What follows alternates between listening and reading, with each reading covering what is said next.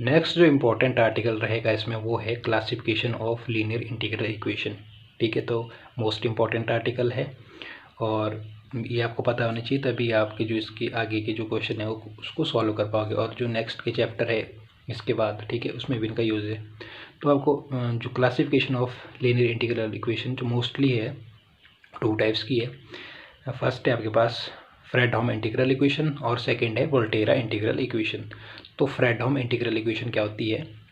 और linear integral equation of the form, ठीक है, H of S G of S is equal to F of S plus lambda A to B K S common T G T D T.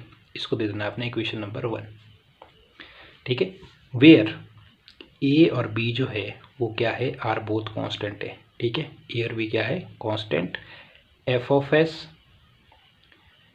और H of S और के S common T ये क्या है आपके पास? Known functions. ठीक है, F of S, H of S, K S common T are known function, while जो आपके पास जी ऑफ एस है ये है unknown function. Clear?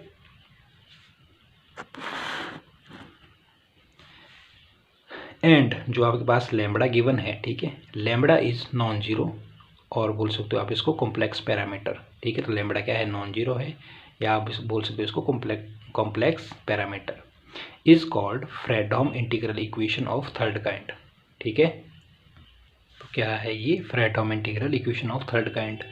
The function जो इसमें के एस कॉमन टी था, ठीक है, इसको क्या बोलते हैं? The function K S common T is known as the kernel of integral equation. ठीक है, इसको बोला जाता है कर्नल इंटीग्रल इक्वेशन का।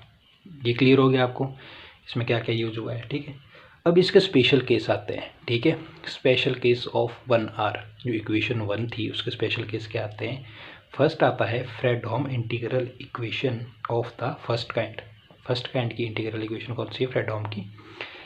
और linear integral equation of the form, आपने क्या करना है? इक्वेशन 1 में एच ऑफ एस की जगह पुट कर देना है 0, या बाय सेटिंग लिख सकते हो, by setting H of S is equal to 0, या put H of S is equal to 0 in equation 1।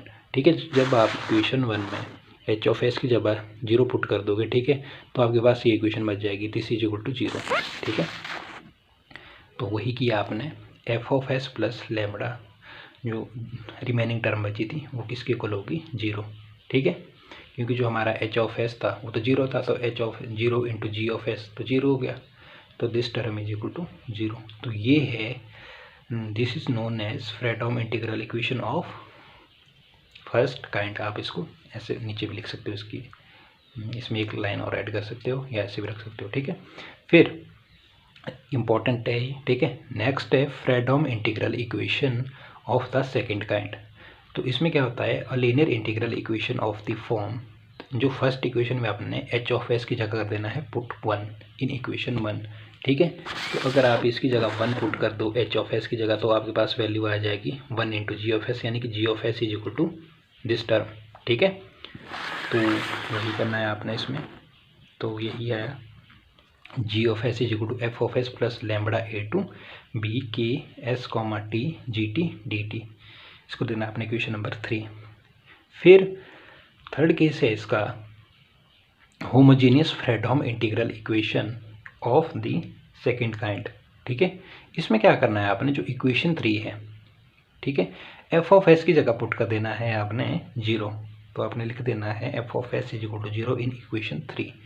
तो जब आप एफ ऑफ एस की जगह 0 पुट कर दोगे तो आपके पास वैल्यू आ जाएगी G of S is equal to, ये वैल्यू 0 बन जाएगी। ठीक है, is equal to remaining term as it is. तो this is known as homogeneous Fredholm integral equation of the second kind. तो इम्पॉर्टेंट आर्टिकल है। ठीक है, इसका यूज़ आगे जब आप एग्जाम्पल करोगे, ठीक है, और आर्टिकल करोगे तो उसमें भी इनका यूज़ रहेगा। ओके, तो अच्छे से आपने पढ़ लेना है। और एंड जब आप एग्ज़ाम भी दोगे CSI और UGC नेट का, ठीक है, तो उसमें भी इस बुक की इम्पोर्टेंस रहती है।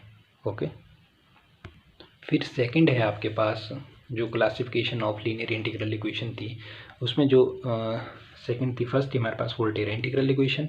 ठीक है, और जो सेकंड थी उसकी क्लासिफिकेशन वो है फर्स्ट थी फ्रेडहोम इंटीग्रल इक्वेशन, और सेकंड है आपके पास वोल्टेरा इंटीग्रल इक्वेशन।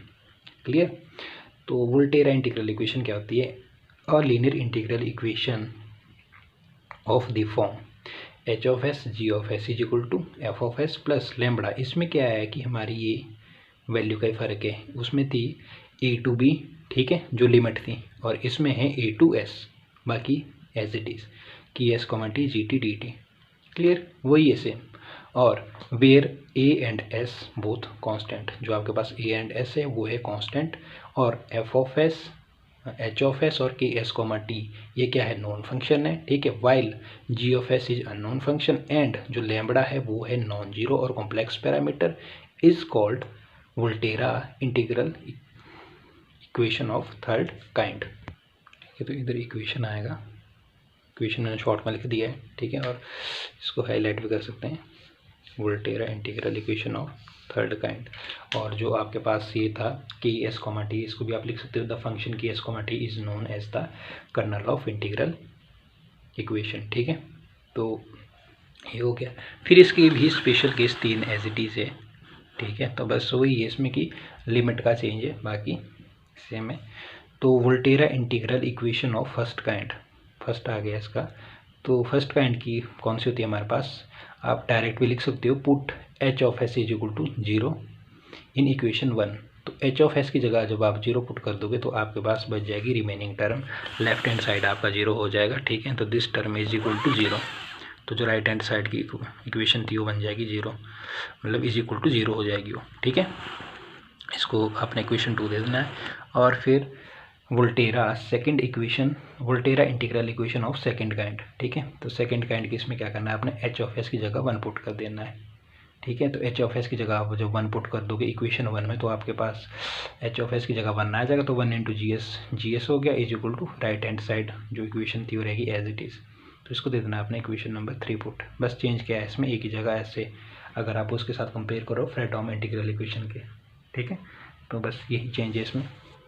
और फिर थर्ड आती है आपके पास homogeneous Volterra integral equation of second kind. इसमें क्या करना है, आपने एफ ऑफ एस की जगह पुट कर देना है 0, ठीक है, इन इक्वेशन 3, तो आपके पास जी ऑफ एस का G of S as it is और ये वैल्यू एज इट इज़ आ जाएगी, इसको आपने इक्वेशन 4 दे देना है।